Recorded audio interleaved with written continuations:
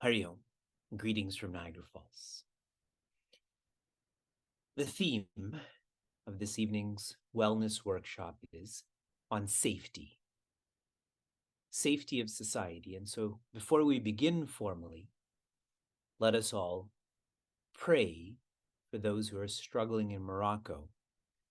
The last that I had read, more than 2,100 people have died, 1,000 more are injured. Pray with me.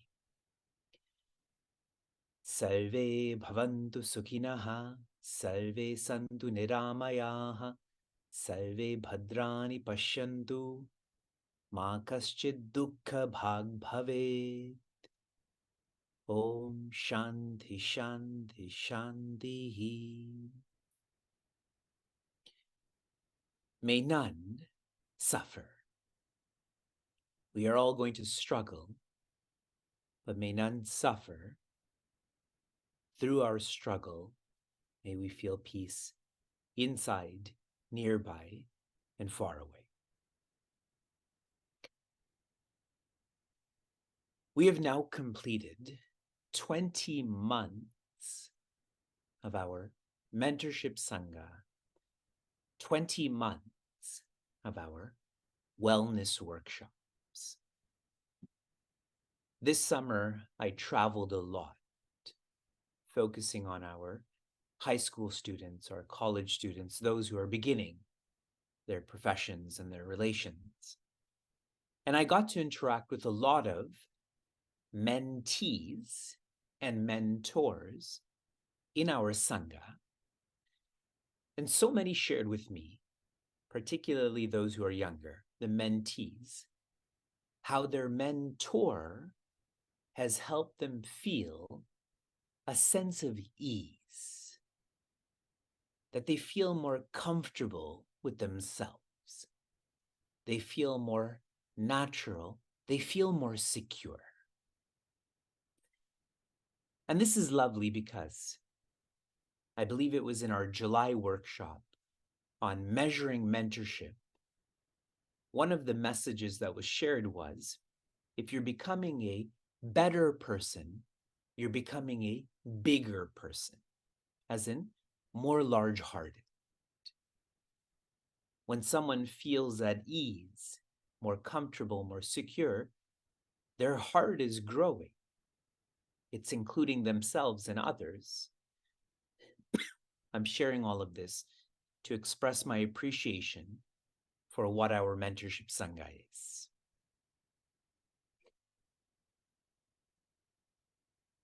When we rewind to 2020, when the coronavirus started to spread, then many focused on the attack on people's physical health. And this was obvious, but I feel more damage was done to people's mental health. How many of you agree with me? By show of hands. Okay. What happened to a lot of people, because of isolation, they started to feel lonely. Now, one expression of being lonely is one starts to overthink. How many of you would describe yourselves as an overthinker? By a show of hands. Okay. And if you don't check overthinking, what happens is one develops a general fear, a fear of what will happen, a fear of what people are thinking, a fear of, I can't do it. Now, transitioning this feeling of overthinking and a general fear, as I had mentioned, and a lot of us know each other well, I travel a lot to teach a lot, and of late in my travels, I catch myself overthinking at times about my safety and others' safety. And I don't mean mentally so much, but more so physically, that who's around that could cause me harm, could cause others harm. When I'm with my wife and children, I'm more of an overthinker about who's around right now, what is everyone doing. And this is a very unpleasant feeling. How many of you can relate to this? You go to a mall, you go to a gas station, whatever it may be. I don't think any of us can deny that violence is growing in our society. And now some may think that violence was always there. So I will stipulate that violence is becoming more pervasive in our society. Suppose violence back in the day was contained within a battlefield or a courtroom, but now, like I mentioned, this violence is growing in schools and restaurants and airports and so on.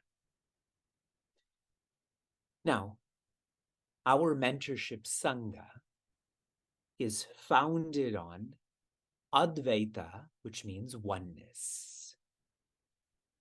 The way that I love myself, my trajectory should be to love all others, including humans, animals, plants, stones. With Advaita comes ahimsa. Ahimsa in English means non-harming. Non-harming can be practiced in many ways. It can be practiced through prayer. It can be practiced through being charitable to environmental organizations. But another way that we can practice Advaita, that is oneness, ahimsa, that is non-harming, is through putting in resources, time, and effort, investing these in regulations and policies where violence in our society is controlled, is controlled in such a way where this is minimized. We sometimes get sidetracked in feeling that Advaita and Ahimsa is only through prayer and through our thoughts. And that is a way to practice this, but not only. It is through investing in creating the right regulations, creating the right policies, having the right people to facilitate regulations and policies. And so this workshop and a lot of our effort that's going to come from this workshop is towards spreading ahimsa through regulation, through policy. It is important to know that this also is ahimsa. Another word for ahimsa or non-harming in our culture is swasti. Swasti means su asti, which means well-being. We had prayed for this. May there be well-being in Morocco. And in our culture, we have a swastika. It is a symbol for well-being. Like peace is a symbol for well-being. Om is a symbol for well-being. A smile is a symbol for well-being. Some weeks ago, I was in Jacksonville, Florida, and I was speaking in the evening, and earlier that day, there was a shooting in Jacksonville. And I'd heard major news outlets describe that the shooter on his gun had swastikas. And number one, that's not how you pronounce it. And number two, he didn't have swastikas. He had a Hakenkreuz. A Hakenkreuz is a German word for crooked cross or twisted cross. And I'm sharing these details with all of us to be clear about how Advaita, Ahimsa, Swasti, Swastika is a very natural practice.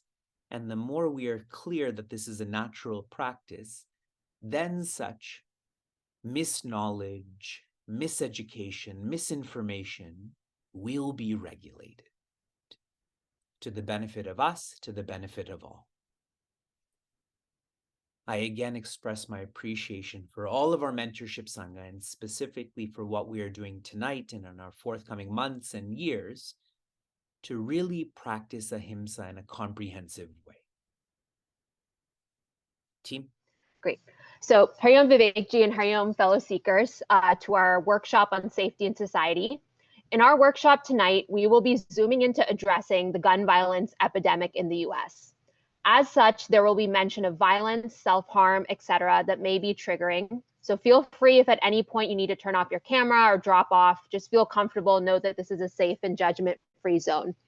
Outside of our experienced speaker, Swati, Rachana, Amod, and I, who are also going to be speaking, are all aiming to learn and educate ourselves on this issue alongside everyone here. So we recognize that the issue of gun violence is largely a US problem, and we have speakers on the call who are outside of the US or even outside of North America. However, as Vivekji shares, those of us who are privileged to do so, we have to move beyond the individual immediate family level and start thinking about community, society, and humanity. So even if you don't feel directly impacted, think of those whom you do know and care about who are immediately affected and impacted, including in this very own community. Next slide, please. So many of us have seen this framework before, Maslow's hierarchy of needs, and I think I can safely assume that we all have our basic daily physical needs met and therefore have the capacity to focus on our creative and spiritual needs. However, living in fear of being affected by gun violence at our safe spaces, such as schools, universities, and places of worship, fundamentally take away from our ability to focus on our self-development and spiritual path, as well as support others who are doing the same. I resonated with this quote shared by a grassroots anti-violence organization in Raleigh, where I'm from. Freedom requires safety. If we can't be safe, we can't be free. Next slide. So this past week, I attended a town hall by a local congressman addressing the prevention of gun violence. Just a few weeks back, my immediate geographical community was affected by an active shooter at UNC Chapel Hill campus, just miles down the road from where I live. This put all the local K-12 schools on lockdown. It was their first day back from summer vacation. The students on the town hall panel talked a lot about being part of the lockdown generation, where alongside fire drills and tornado drills, they're learning what to do in the event of an active shooter. Data also support that these drills do not do more harm than do good in traumatizing our students. Some students have shared that on the first day of school, they look around the classroom to see where windows and closets are and worry if there's easy access to the door. So that's the kind of conversations that we're hearing. So the gun violence epidemic in the US is a public health crisis and should be treated as such. Think about COVID, how we rightfully put resources, time, and effort into R&D, into vaccine development, into emergency supplies, hospital space, et cetera. So we need to be doing the same for this. So some statistics and data to support what we're sharing. Firearms are now the leading cause of death for children and teens in America. Young people have the fastest growing firearm suicide rates of any age group over the last decade, and this is appropriately shared as today is World Suicide Prevention Day. And 1 in 4 youth have experienced active shooter lockdowns, and more than half of our youth are worried about a shooting situation in their schools. So I just wanted to start off by giving some background, and next I'm privileged to be able and honored to be able to introduce our guest speaker, Swati Narayan. Swati was born in Houston, Texas, to immigrant South Asian parents. Her childhood experiences informed her views on justice and the right for all to have access to quality education and life opportunities. She has worked in the nonprofit sector, both in India and in her home city of Houston, focusing her efforts on underserved women, children, and under-resourced communities, and is currently the Houston director of the AAPI Community Safety and Belonging, an initiative funded by the Asian American Foundation and housed within Daya Houston. Swati is an active volunteer in gun violence prevention efforts through Moms Demand Action. Her activism is inspired by the collective's capacity for compassion and love. She looks forward to a day where people and organizations thrive by embracing and valuing differences in order to foster belonging. Thank you, Swati, for being with us. Thank you, Lavanya. Thank you, everybody. It's good to be here. Um, it's not often that I have, a blank slate and I can just talk for minutes on end about gun violence. I'm used to interactive people asking me questions. But let me just share a little bit about myself and why I got involved. I It was probably a little bit before Sandy Hook. I started to read a little bit more about gun violence and how there was an increase in in daily gun violence, not so much just the mass gun violence, but the daily gun violence. Um, and I remember when I went to high school, I grew up here, and when I went to high school, some of my high school friends would have rifles. They would, go shooting after class or whatever. They go to a shooting range, but they would be on the backs of their trucks, and nobody really feared. Um, there was just never any thought of, oh, something is going to happen. It wasn't triggering. Um, Fast forward to now, and then Sandy Hook. My best friend's children attended Sandy Hook Elementary, and I knew the community well. And it spurred me to get more actively involved. And so I joined our local chapter of Moms Demand Action, and I see Lavanya has her shirt on. I probably should have worn my shirt as well. But as Lavanya was saying, I mean, the statistics are really disheartening. And as Vivekji had laid out, as Hindus, it's imperative that we take a stand on gun violence. And so I was asked to kind of talk about becoming involved in the movement as a Hindu. And so I wrote down a little bit of what I wanted to say, and Vivekji kind of echoed a lot of it already. And I've never met him before. And so it was very validating to hear that. But, gun violence is one of the biggest issues impacting our lives in America. And like I said, I've been involved in the cause for well over a decade, and I've studied some of the root causes over the years. Unlike in areas of education or business, the gun violence prevention space is one where I see very few Desis, especially Hindus. So I'm really glad to see so many of you tonight following your dharmic duty to become involved. And notice that I said dharmic duty, because empathy and care for each other is rooted in our essence. After all, we are all part of the same divinity. When I think of cultivating or committing to a daily practice or sadhana, it becomes a way of life for me, an attitude. I look at it as a value system, a way of informing my choices. And in my life, I espouse as much as I can, doing things for the greater good, rather than solely for me or my benefit. So many communities are affected by daily gun violence. It kills over 110 people every day and wounds another 200. And while these numbers are enough to classify gun violence as an epidemic, often our communities don't see their faces represented in the numbers. So they don't think it's an issue that affects them. But I'm here to tell you that it is. Those numbers are sometimes our colleagues, our teachers, our friends, our children's friends. And so by extension and our shared divinity, they are a part of us. Ekadva, or Advaita, as Vivekji had said, reminds us of our shared oneness. And then Seva, the concept of selfless giving. We should all be doing whatever we can to uplift others or our society as a whole, and not just look at gaining something for ourselves or only care when something affects us. If your immediate family isn't affected by gun violence, other families are. And most likely they might be from a completely different community. But we still need to stand in solidarity so that all communities can live safely.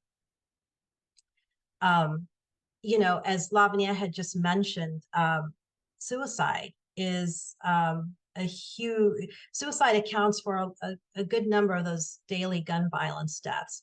And within even our AAPI community, which includes the South Asian community, we have seen that it's the number 1 cause of death among young people, not just gun violence itself, but suicide for children ages 10 to 14 or 10 to 18. So it definitely is something that we all need to be thinking about as we go about our daily lives. It is not something that happens in another person's backyard. It is something that affects all of us. And then, as Vivekji had mentioned, ahimsa, the core principle of nonviolence, lies at the heart of Hindu philosophy. Opposing gun violence is a direct application of this principle, as it seeks to harm and protect the sanctity of life. Taking a stance against bad gun laws, advocating for safety through tools like Be Smart, which I don't know if Lavanya was going to be talking about, but Be Smart is a tool by Everytown, which calls for responsible gun ownership by asking people to lock and store firearms. And it also reminds parents to ask their friends if firearms are stored securely before letting their child go on a play date. And these are all tangible ways to embody ahimsa. And I actually have one thing that everybody can do, and I will put the link in the chat. One thing that you can do to offer your views on comprehensive background checks, and I will post a link in the chat where you can offer this. Currently, private gun sellers and online sellers do not need to conduct background checks. Using the Bipartisan Safer Communities Act, which was passed last summer, the Bureau of Alcohol, Tobacco, Firearms, and Explosives, or the ATF, proposed a rule just last week ensuring that anyone who sells guns for profit online or at gun shows has to conduct a background check. This is a huge step forward because we know that people who couldn't pass a background check, like domestic abusers, convicted felons, gun traffickers, often go online or to gun shows to arm themselves, often with deadly consequences. For example, the gunman who killed 8 people and wounded 25 others in the horrific 2019 Midland, Odessa mass shooting in Texas, in my home state, bought the weapon he used online after failing a background check at a gun store. The person selling the gun to him was not a licensed dealer, so he didn't conduct a background check. Had this type of rule been in place at the time, the shooter could have been prevented from getting that gun and lives could have been saved. So it's easy to see why this rule matters so much, but it's not a done deal yet. Under federal law, ATF must give the public, that's all of you, 90 days to comment in favor or against it. I'll post a link to a portal where you can send your comments directly to the ATF to show your support. And then after you send your comment, don't forget to share the link with friends and family and encourage them to do the same. The deadline to submit comments is December 7th. There are so many ways for you to become involved in this movement. You can join one of many gun violence prevention organizations, Moms Demand Action, which I'm part of, Brady's, Gifford, Newtown Action Alliance, Sandy Hook Promise, and lend your time, energy, and voice to the cause. Hinduism's tenets clearly spell out why you should become involved. Now it's up to you to take the next step. And I am happy to answer any questions about specific, statistics as they relate to domestic abuse, suicide, maybe certain gun laws. I live in Texas. I know that, and a lot of these vary by state. But that's sort of kind of an overview of why I have gotten involved and why I feel like it's a compelling reason for other Hindus to get involved in the movement as well. Lavanya? Swati, I'm going to actually take over for Lavanya. So thank you so much for giving us that kind of very brief. We didn't give you a lot of time because we don't have a lot of time. And I know that people are going to have a lot of questions for you. So we will keep some questions at the end and even after, if anybody does want to stay on. Swati was nice enough to agree to stay on past the 10 o'clock. We'll conclude formally, and then Swati said that it would be okay to stay on a little bit later if people do still have questions. So I wanted to say thank you to all of you for being here. This is such a hard, I think, conversation to have. It's so emotional for different people for different reasons. And I'm really grateful that you all are here. I get to lead the dynamic section of our wellness workshop today. And I was just going to give you kind of a brief thought about why I'm leading the wellness workshop that I am. I really had very little information about politics in general, why I needed to vote, what was the purpose of any of this. And really, if I did go to vote, it was probably just for the presidential elections, and that was it. And I really felt quite ignorant, and mostly because I thought I'm coming in, I'm doing my sadhana, I'm doing what I'm supposed to be doing, I'm a good person, that should be good enough. And really over time, I'm learning and understanding that that's not good enough.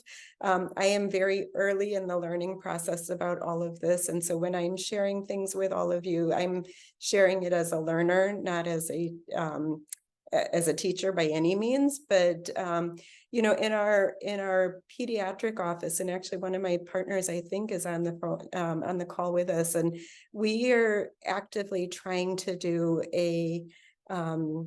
like a quality improvement project to try to figure out how to be better about what we can do in the office. And I'm sharing that as the way that I'm going to present this dynamic with all of you, because one of the things, as pediatricians, that this is kind of a really stressful slide for us. We spend a lot of hours in the day kind of counseling families about don't have tobacco exposure. We spend a lot of hours in the day counseling families about why you should exercise so you don't get heart disease, why you should have a fence around your swimming pool so your child doesn't drown, why you should put your medication away so they don't accidentally overdose on your opioids.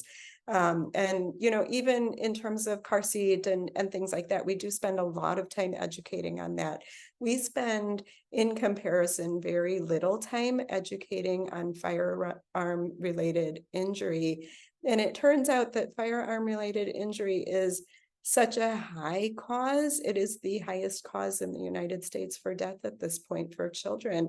And that's just, it's an awful statistic to have in front of us. And it is 100% preventable, which makes it really just that much more awful of a statistic to have in front of us. And so we have been, the other side of it, what we've been looking at is really the suicide rates have gone up, and we live in a state of Georgia where, every other person owns a gun, and there are no, people can carry the gun wherever they want to. It can be concealed. It does not need to be in a safe. And you can see, if you want to look at it at an individual level, then you can say, yes, the rate of Asian suicide has gone up 200%. So this affects maybe at an individual level or at a community level, but you can also see, Native American suicide rate is so high, so it affects everybody. So at a humanity level, at a divinity level, this affects all of us. And so our quality improvement project that we are trying to do in the office is within just a 3 to 6 month period of screening better for depression and talking about safe storage, the Be Smart component. So talking about safe storage. And so what I wanted to do, and you guys are going to have to bear with me, I have not done a Jamboard before. I wanted to share something positive. I was like, everything that we're talking about is so hard to listen to. There are some positive things. I think like what Swati had mentioned with the bipartisan Community Act, and I'm sure that I'm not calling it by the right name, that was passed recently. There is more funding that is going out into actually being able to study the laws. There's more funding going into the healthcare research. And I think what happened, in that earlier slide that I had showed, it was what happened with the motor vehicle crashes. That number came down as there was awareness of, okay, well, what can we do differently? If we put airbags in the cars, if we put kids in car seats, if we put speed limits, if we do different things, there are ways that you can, if the car seat is rear facing longer, like there are ways that you can decrease some of these things. So similarly, just having the firearm securely stored, is that a way that you could actually decrease the number? So there is legislative bills that are up for next year, but these are not bills that are going to be going up at the like at a higher presidential level. These are just kind of with our local government, with our local state. And so how do we implement these things at a local level? How do we get involved at a local level? And from purely like an ignorant standpoint, I didn't know that that was even important for me to do up until recently. And so when I'm sharing all of this with you, I'm learning, and I'm learning with you. So I'm hoping that we can, the way that we came up with a quality improvement project in our pediatric office, I wanted to see if we could come up with a quality project within our community, because really my mission, when we see we're coming together for so many different reasons, and that bigger goal, that bigger aim, we don't want this to be like the long-term conversation. We want there to be an end date, and we want things to be better. So really within our community, could we look at a very specific, measurable, attainable goal, relevant, time-related goal that all of us can come up with to say, this is what we would like to be doing to make a difference? I'm seeing some of the ideas coming in. And I'm not as worried about the measurable part. I feel like the measurable part, we could always come back to. Oh, I love it. Parenting Culture can do training on difficult conversations. That's awesome. Set a number of hours goal for us as a community to dedicate to helping this epidemic in the next 3 months. And if you want to even just pick one of these, like if you think this is how long it should be, you could pick that. If you think this is what'll be relevant, pick that. Whatever you think you wanted to share, that maybe you're already doing something in the community that we have no idea about, pick that and share what you feel like you would love. Everybody should get at least 10 people to vote. Okay. So as these ideas are coming through, we'll spend a couple minutes. And so set a goal to get 1,000 signatures to ATF by December 7th. I love it. That's great. Set up free mentoring for the Hindu community.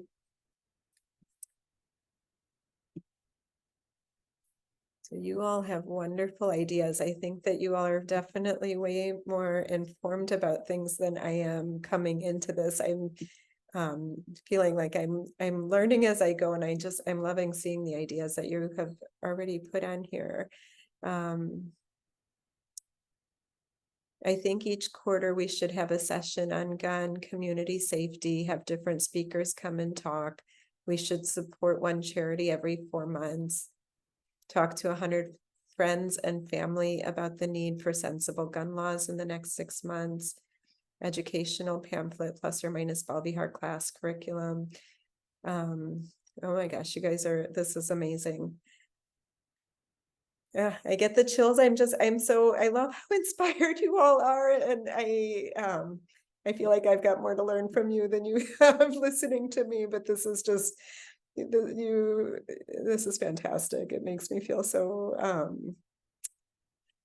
just so happy that you all are so interested in this. This is amazing. Okay, so I think just in the interest of time, because I do want to make sure that we've got enough time to ask Swati questions if you have questions for her. So you can keep entering things as you go.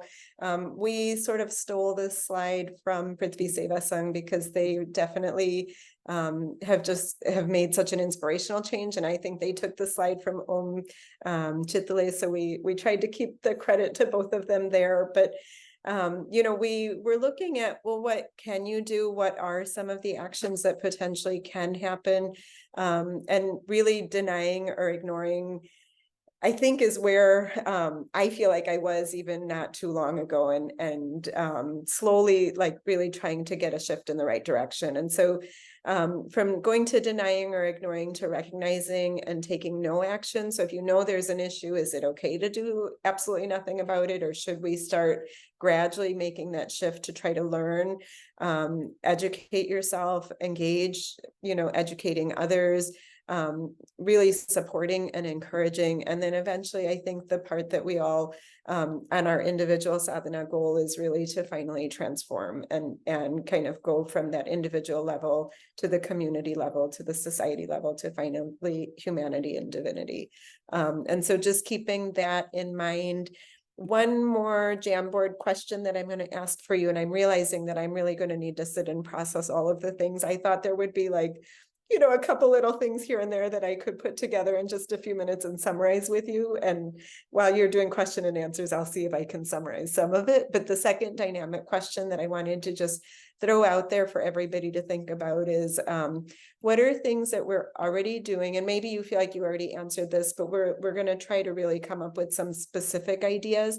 What are things that you're already doing in the community, or what are some specific changes that we can do to really protect the safety of society? And how do we keep some of these things in mind? So learning, engaging, I mean, obviously harming is not an option, and ignoring, I think, and taking no action is really very complacent and not an option at this point. From my standpoint, I feel like I've already been there, done that, and don't want to do that anymore. So whether it be learning, engaging, supporting, encouraging, transforming, kind of thinking along those buckets. And I took those buckets really because I feel like that's what Prithvi Seva Sangha was so just awesome at being able to transform with. And so, so I'm borrowing all of that from them and thinking about it in those terms. Are there things that you feel like you would, okay, so let me go back to this. Oh my gosh, and it's even more full. I love this. This is amazing. So same idea, but maybe try to be as specific as you can, either with things you've already done, because I think everybody in our community has done so many things on their own that you could educate us about. And if it's not things that you've already done, then maybe things that you would like to do. We had somebody from Gifford Law Center come and talk to us and share about like the specific laws. And I had no idea that it was like, there was so much involved in that.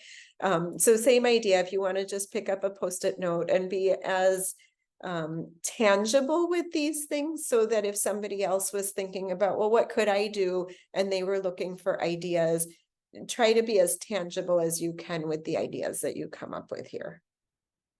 The other interesting one that recently we had, as you're thinking and typing, I'm just going to share with you, is that we actually had gun owners come and speak about even the different types of firearms, and even share about why they think having gun sense laws in place is so important, and why the gun owners felt like they want things to be better. Like they're not looking for it to be like this. And I'm, maybe some of you might be gun owners, I don't know, but the way that it was shared, it was actually very eye-opening to me to just kind of learn about, how I think oftentimes we think of, oh, that's another person, that's somebody else. And listening made it feel like we're all the same. We're really not that different from each other. So, so I'm seeing voting and getting friends to vote. So before we go to the question and answer, Amod is actually going to speak a little bit. I love it. I vote. That's awesome. That's awesome. So voting being like the most important thing, which I think many of you really recognize the importance of, well, before I ever recognize the importance of it. And so I think that's awesome. Donate, volunteer, vote. That's fantastic. Educate yourself about the importance of voting, especially on a local level. Donate to Everytown Gun Safety. And so I'm going to keep this Jamboard open, but I do also want to make sure that we have enough time for question and answer. And so even though I'm going to stop sharing this for a few minutes and pass things over to Amod, please, like, just whatever you are already thinking about, whatever you are already doing, please keep on making note of it on the Jamboard. We'll actually leave the link open, I think, for a while, and I'll try to compile all of this so that I can come back and share what all of us have kind of have talked about here. But I think, Amod, if you want to go ahead and pick up from here. And am I sharing my screen, or are you going to go ahead and keep on sharing your screen? I can if you want. Yeah, go ahead and keep on sharing your screen. And if you can go to the next slide, there you go, perfect. So I did see some of the ideas, and well, actually, I should introduce myself like I usually introduce myself. Hi, I'm Amod, I'm Rachana's husband. I saw a lot of the ideas that we put forward as a group, and there's a lot of good stuff there. But I think one of the main things is that we recognize that it always comes back to fixing the laws that govern guns in the United States. Importantly, we need to remember that these laws are written by and voted on by elected officials. And these officials, after they have been elected, do whatever they need to do in order to get reelected. So we need a strategy to convince lawmakers that their only path to get elected or to get reelected is to adopt sensible gun legislation on which their voters will either partly base their votes, and that some of the voters will make sensible gun legislation their single and only issue in deciding who they vote for. Next slide, please. I guess a question could be, will politicians care about what we can hopefully accomplish with a few thousand votes that we can hopefully sway in the upcoming year? And I think the answer is yes. State races can be won or lost with just a handful of votes. On the screen, we have a tie. We have a seat that was won by one party and lost by another party because of a single vote. And there's a bunch that are just a handful of votes different, including states where there's lots of Indian Americans like California and New York. Similarly, federal races can be won or lost by just a few hundred votes also. So how we vote does in fact make a difference. Important to remember that a small group of people like we are today can quickly become a larger group of people and make a much bigger difference as well. Next slide, please. The API voting population, and for those who don't know, API stands for Asian American and Pacific Islander, of which we are part. The population is a lot bigger than the margin of victory in a lot of these so-called battleground races throughout the US. This slide shows that we are up to about 6% of the voting population. And because we live in Georgia, I put a headline at the top right from our local newspaper about the growing importance of our community in making laws and picking politicians and so forth. So we are important and we can make a change. Because of our numbers, Hindu Americans can affect a few thousand votes within a very short period of time. But we can also expand beyond our Indian American community to affect tens of thousands of voters by working with other API communities. So Filipino, Korean, Chinese, and Vietnamese Americans. Certainly we can work with Hispanic communities where people from other countries have emigrated to avoid violence and gun violence in particular. And we can work with Black communities whose citizens are disproportionately affected by gun violence also. And it's really important to remember that except for a small group of people in the United States, no one else in the world finds this degree of gun violence to be normal or acceptable, though. And we can also remember that there are a lot of white Americans who also feel that same way also. Next slide. The good thing and the important thing is that most of America agrees with us. This is a poll from Fox News, and for those who don't know, Fox News is a organization that tends to favor guns, where they polled a cross-section of Americans and showed a strong support for preventative measures. Universal background checks, 87%, raising the minimum age for gun purchases, 81%, mental health checks, 80%, red flag laws, which allow families and the police to petition the court to limit gun access, 80%, and waiting periods, so you can't instantly go out and get a gun, 77%. It is important to know that this slide does not mention assault weapon bans, because the support for banning weapons is not as high, but it's still 60%. But keep that in mind, compare that with all these preventative measures that are so overwhelmingly agreed upon. Next slide, please. The term single issue voter describes people who make their voting decision on a candidate's position on just one single issue. The most well-known single issue in the past has been either banning abortion or, on the other side, abortion rights. Even though I'm biased and I feel that one party is way superior to the other in all issues, including the economy and healthcare and immigration and reproductive rights, I will acknowledge that those are some pretty complex topics. On the other hand, though, what we're talking about today, I don't see a lot of complexity in deciding whether we should have sensible gun laws instead of allowing everybody and their brother and their sister to carry around weapons of mass destruction because of a misinterpretation of the Second Amendment. So this slide shows in the bottom left, there are not that many people, only 26%, who make gun legislation their number one issue.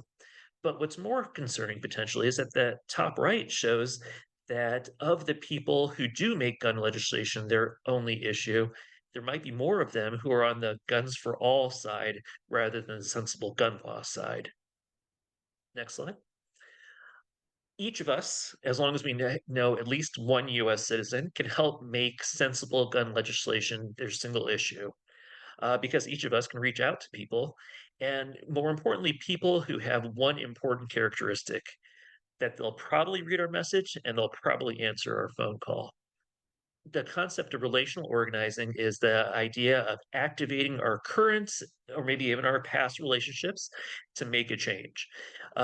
Those of us who have tried convincing people of anything, whether it's voting on a political issue, making a sale at work, or asking for donations for a cause we believe in, we know it's really tough, especially if the person doesn't know us well, and even worse if the person doesn't know us at all.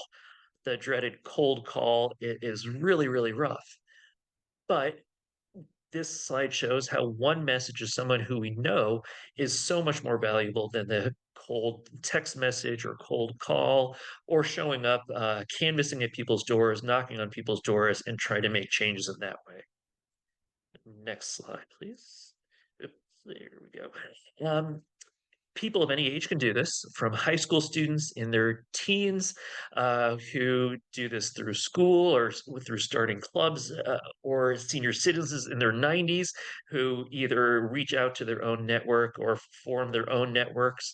US citizens, Canadian citizens, Indian citizens, anyone could do this. And if each of us spends 20 minutes each week connecting and reconnecting with people and showing them how to do the same thing with their own network of relationships, we can hopefully rekindle some old friendships and maybe tell some people about Chinmaya Mission.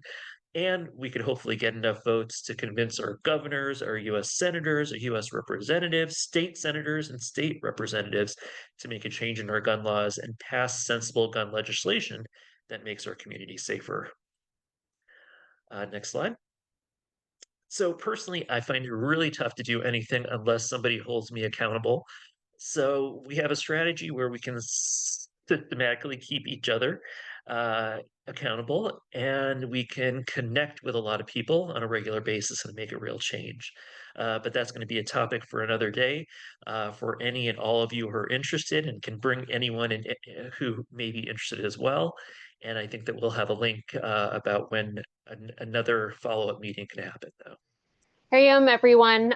This just was so inspiring to hear everyone's feedback, and everyone clearly came to this meeting prepared with what they're currently doing or what they would like to see this community do. And like Rachana shared, the three of us are really just passionate about this this issue, and we just want to really rally together as a community, like we always do, to address this most important issue. So.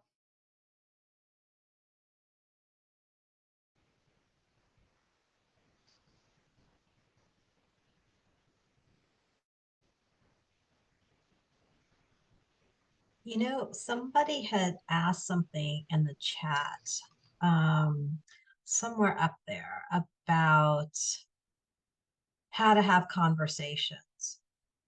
You know, what sorts of things, how to have conversations about gun safety. I think that's what it was. Like if your kids are going to somebody's house and, you know,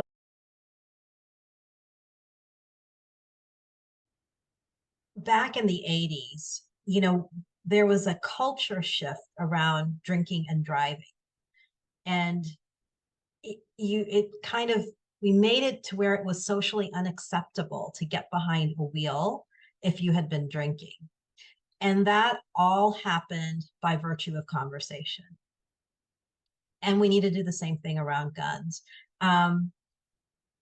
You know, the Second Amendment is not going to be challenged anytime soon.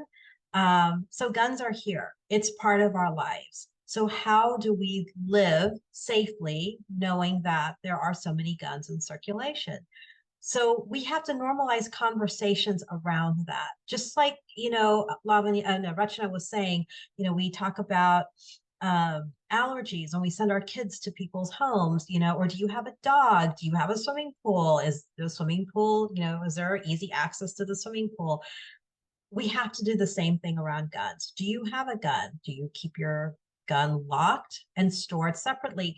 And when we talk about locking, it's not putting it in a drawer or on a top shelf or under a mattress. It is locked because kids are smart, people are smart, or if somebody's hell-bent on wanting to inflict harm, they will be able to find it. So the easiest way to prevent any sort of unintentional injury or accident is to lock that firearm and store your ammunition separately.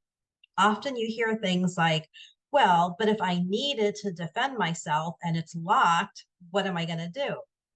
I mean, there are all kinds of safes that you can get. They're biometric safes where you just put your finger on it and it'll pop open. But think about this, the 3 seconds that it'll take you to go and get your firearm and unlock it is 3 more seconds for you to be thinking about what exactly you are going to be doing. And it also remember that a trained law enforcement officer hits a moving target less than 33% of the time. So, you know, using a gun requires, you know, a lot of forethought and training to be able to, you know, use it accurately without having any sort of collateral damage. Normalizing conversation, and also normalizing conversations around mental health. You know, we were talking about suicide. Our communities just don't talk about mental health enough. I work at a domestic violence organization, and we have seen anecdotally more and more and more calls coming from people who say that there are guns in the homes, and these are South Asian families. So it is, you know, it is part of our, you know, our community, and it's also part of our community because it's part of other people's communities. So we, you know, it behooves us to become involved and to do our part to, you know, to sort of end gun violence as we can. So I just saw a couple questions in the chat about starting the conversation with your kids or like friends who have kids, play dates, things like that. So just a plug for Be Smart. So that's what Be Smart is all about. It's about how to start the conversation. It was actually specifically designed for kids. for people who have kids or around kids. And they have a lot of resources on their website about how to, ask if your kid is going on a play date, how to start that conversation with the fellow parent, asking them if there are any guns in the house, if there are they securely kept. So that's one resource. I really liked the idea of kind of teaming up with parenting culture. I think those would go really well hand in hand. But Swati, do you have any other feedback? Be Smart is a really great program to get trained in as well. Yeah, I mean, Be Smart's a great tool. Be Smart is, often shared at PTO meetings. A lot of pediatricians have, Be Smart sort of in their office. And SMART is an acronym. S stands for, oh my God, I can't believe I forgot. S stands for, okay, well, I can't remember what S is, but M stands for modeling appropriate behavior. A stands for asking. R stands for responsible gun ownership. And T is to tell other people to have these conversations. It's a very easy tool. Again, to normalize these conversations. I think somebody has to be the first person in any situation, but all it takes is to bring that conversation forward. I mean, just like today we were talking about this, and all of a sudden on the chat, all these messages populate, or start to appear about, yes, I've had some experience with this, or so on and so forth. So we need to take the fear out of advocating for safety and just do it.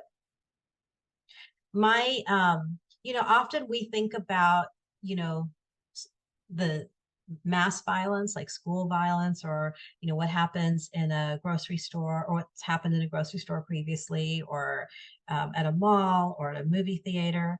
But it's really the toll of daily gun violence especially in under-resourced communities, that hits hard. If 110 people die every single day. And these are fellow humans. Like, we need to be standing up for them. We really do. Whether or not our specific community is involved, our general humanity is involved, and we need to be standing up.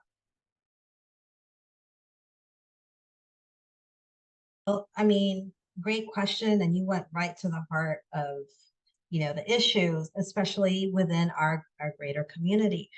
And like Vivekji was saying at the very beginning, like that misinformation, that sort of ignorance, like the only way to sort of get past that is by educating people, is by creating that awareness, is by having those conversations. And in fact, most of the guns that end up going across the border come from the US. So it's actually the opposite. So that's one thing. And secondly, immigration occurs everywhere in this world. I mean, it does. The issue of gun violence, the pervasiveness of it, is only in this country. And it is, fundamentally because of our lax gun laws and how easy it is to access guns. There are, I forget what the number is, I don't know, like 3.5 times more guns per person in this country. I mean, the number of firearms in this country is astronomical. And that's not because immigrants are bringing them over from this country. The gun lobby is very vested in turning a profit, and they work very hard to do that. And so I would be happy to share. I put my email in the chat, and I can do it again. If you want to email me, I would be happy to share like information with you, or articles that could help you. But really, it's going to be having to sit down with them and talk to them and say, where are you getting this information from? Why is that what you feel? Can I tell you that that's really not the case? And then, try to educate them. And then the other thing is, like, when it comes time to voting, I know that there's going to be a certain number of people who are going to believe what they want to believe. So I focus my efforts on the people who I know generally don't go and vote, and try to get them to go and vote. Because you have a better return on making a change if you get non-voters out than trying to sway people who are just, sort of stuck in their belief system. If that helps any. But I can tell you that everything that you just said is like inaccurate. But it all depends on how much they really will believe the data and the evidence that's there. Awesome. So thank you so much, Swati, for being with us. Really appreciate your time. And I think everybody on the call was just really grateful that we had somebody who is much more experience and well-versed in this topic. I kind of felt like I was flailing a little bit, but it's just really great to see that everybody's showed up with so much inspiration. And it's kind of, I think we'll really be able to take off, hopefully. Yeah, absolutely. Anytime. And happy to dive deeper now that we've kind of gone past the why it should be involved. I'm more than happy to go deeper. So thank you so much. Awesome. I appreciate it. Om Shanti Shanti Shanti.